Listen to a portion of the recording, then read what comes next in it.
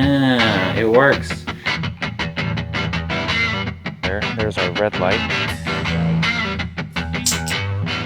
So full disclosure before we start, Tuning, that's what I call them anyways, Tuning, sent me this S22 to test, and I am definitely going to test it. So we're just going to go into the specs real quick. So it is a 14100 battery that's running this.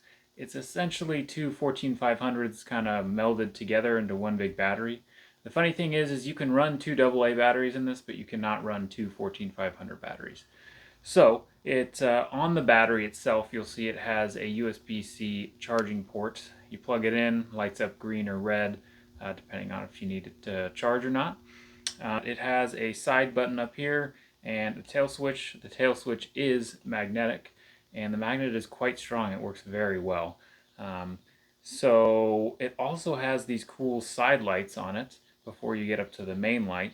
And with those side lights, you're going to get the red and yellow flashing lights. You'll get the 365, I think it's like nanometer or nm UV light.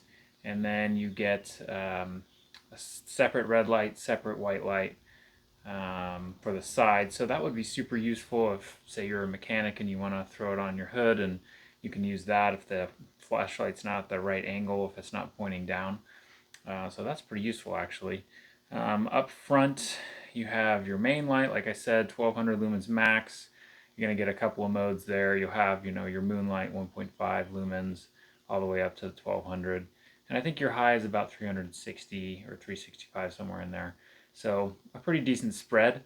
But I believe the meters that it claims is 158 meters of throw. The S22 has a nice pocket clip on it. I do like this pocket clip. It slides in and out of pockets incredibly easy because of this huge front swale on it. It does have the reverse clip, so you could throw it on a hat theoretically. I don't know if I would with such a long flashlight like this. I would prefer more of like the 14500 size, is probably about the biggest. But the pocket clip does work well, and it is seated back in here. If you see when I open the tail here, that's where it attaches to the light, and then the tail cap, when it screws on, goes over the top of that, which I actually think is cool because it really locks it in there. As far as the modes go, you can mode switch with either the tail switch, which I can just click on and off. There is no momentary on this light, but I can scroll through the modes like this, or I can turn it on and go to my side switch, and I can scroll through all my modes like that. If you want to get to those side lights here, press and hold, and then it's going to go to the side lights, and same thing, you just scroll through the modes by pressing that button there, and you can see all the modes there. There are a lot of lights out there now that you can compare this one to. It's kind of becoming more popular, more companies are making it. I'm not entirely sure why, if there's some sort of demand for them. But I have one that I've had one for a while. This is the ThruNite Archer 2A V3. So same deal, but this one runs two alkaline batteries. It didn't come with any sort of 14100 battery, but I did test it, and you can put this 14100 in the ThruNite and it will work. It's a little bit heavier, a little bit thicker, but it does, I believe, have momentary. Yeah. So I got momentary on the Archer, which is something I would love to see Tuning put a momentary on this, just to add to the tactical aspect of it. As far as a tactical light, I would definitely not consider it a tactical light. This is not something I would carry on duty necessarily. You definitely could, though. I could see someone throwing it in their, their vest or something for their searchlight when they're searching cars. And then you have, you can check banknotes. So you could check for, stuff that's counterfeit or whatever. So that's kind of cool. So there are some features that would be useful for duty, but not as like a main tactical duty light. So let's take this and go test it. We're going to drop it. We're going to put it in water. It says it's IP66, so it may not survive that water test. I hope it does.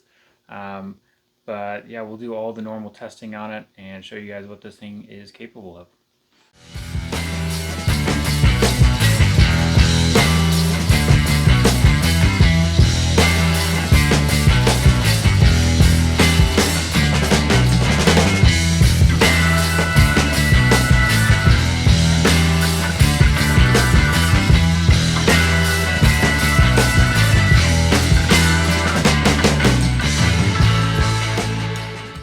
All right, here is the S22.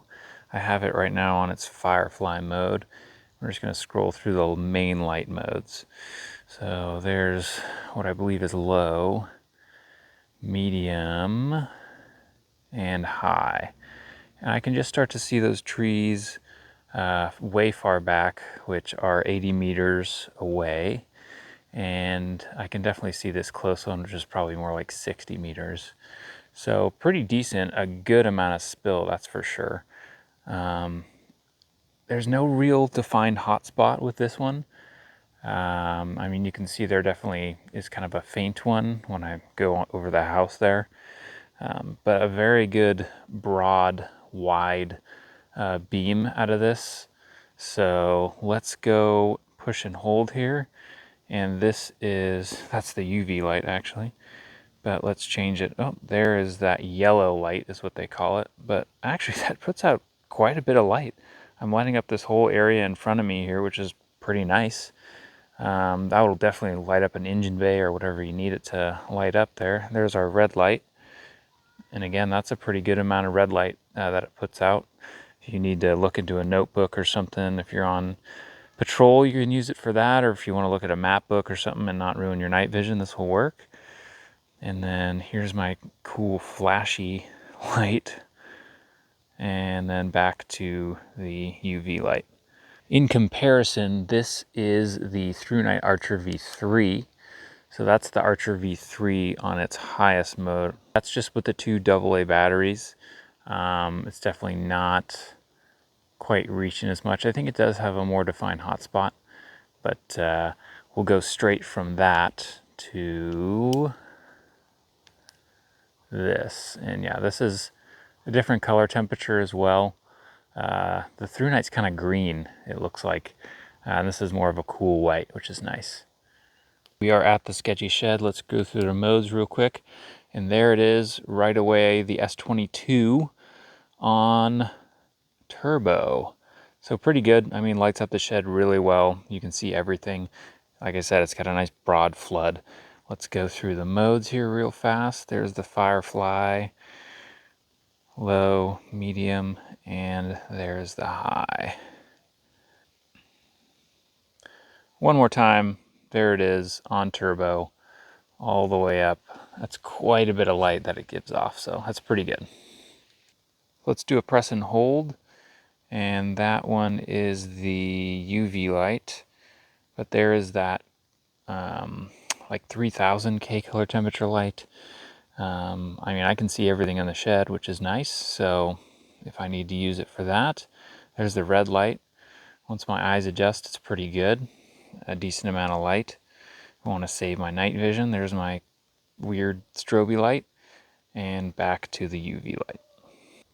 Okay, so I don't want to jip you guys. I think there is a turbo that I didn't know about. So I think I have to double click here. Yeah, that is everything from the S22. I apologize earlier. And it is more light, it's not surprisingly. So you have to double click the side button to get to the full turbo mode, and it is more light. I am more impressed with it now than I was before. So sorry, tuning. I didn't read your instructions all the way through apparently, and you do have to double click to get to this turbo mode, but you can see a ton of light. Much better candela out of this thing once you double tap it. I can see this 60-meter tree really well, and I can definitely see the 80-meter trees a lot better than I could before. So with the double tap, we are seeing much better. So sorry guys, but I'll admit when I'm wrong, and I was definitely wrong and dumb on that one. All right, I've got the S22. We're going to do the water test on it. I'm turning it on low here. Keep in mind, this is only rated for IP66. That is not submersion.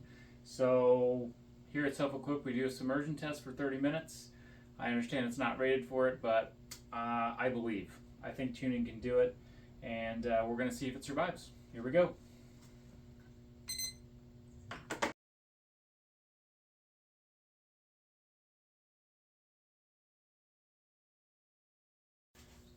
Well, it's a good thing I set a timer on my phone because I didn't set that timer. So it has been 30 minutes. That's cool. The light is still on, and we'll see if there's any intrusion and if the light still works. All right, we are going to do the drop testing now for the S22. So I'm going to drop it from waist height, on its head, on its side, head height, on its head, on its side. Then we'll move outside off the roof, about a 15-foot drop. That's not a good sign. Oh, turn right back on its side. Head height. Uh-oh. Might have killed it. Let's do it from the side. And let's see. So upon further inspection, there is water in the tube.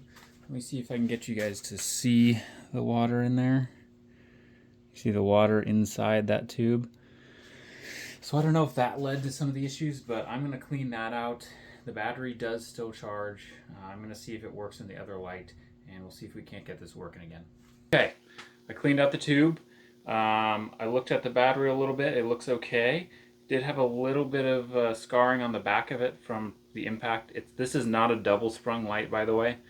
And you can tell as it turned off right when I hit the head both times. There is barely any damage at all on it, though. I will give it that. But look at that. It works. And it goes through the modes. Let's press and hold, make sure the side lights work. They do. And you can scroll through them. It does, however, look like there's a little bit of water behind there. So that IP66 rating may be legit. Maybe we shouldn't have submerged it in water, but it does still work. It's just got a little bit of water in it, like I said. So we're going to go outside and throw it off the roof, and we'll see if it survives that. All right, off the roof. Not hopeful, but we'll see if it survives. See ya. Ooh.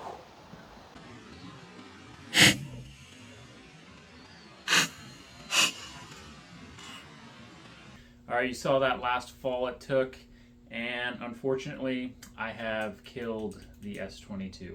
So it did not survive off the roof. Like I said, it did survive the drops before that, which is pretty impressive considering this is not rated for being dropped off a roof. I think definitely the water intrusion probably had something to do with it. I did take out the battery and try and charge it again, and now it just reads green. So it just says, oh yeah, it's full. Obviously it's not. And then I did try and swap in some AA batteries, some fresh ones, and they did not work either. So it's not just a problem with the battery, it is a problem with some sort of components inside. I can't get the side lights to work, I can't get the front light to work. I tried a lot of different things, drying it out and whatnot. It did take some damage to the front of the light here as well. Just a little bit of crackage going on in the lens, but nothing that would really obstruct it. If it did still work. Do want to apologize because I did not get to do the candela test or the battery recharge time test. Kind of in a rush to try and get some of the other tests done, and I just forgot, and I didn't get to them. So if I do end up getting a replacement battery or something, or a replacement light, I will throw it in the comments, or I'll just make another video about it. But I have faith. Tuning's batteries are always pretty good. But we'll see what the candela is if I do get something like that. So sorry I didn't get to those. Apologies. Overall, I'm pretty happy with it considering it is only IP66, not 68. I would love to see Tuning make this IP68 and make it a little bit more robust. That would be awesome. I do have a line to Tuning, so if you guys want to see something in these lights, I'm going to tell them all this stuff because I want them to improve their products.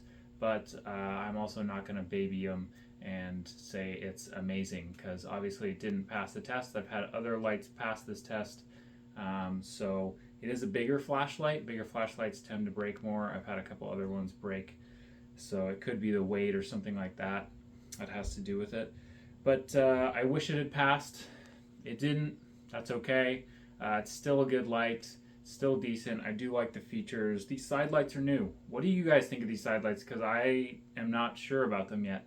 I could definitely see them being used in an application for possibly law enforcement with the UV light checking, counterfeit bills, and the red light, checking writing tickets or something like that. Yeah, let me know what you think. I will pass on whatever you guys tell me, whatever you guys think Tuning should improve to Tuning to try and improve their lights and have them be more competitive and a better light manufacturer. And I know they want that as well, which I think is awesome. So thanks for sending me this light.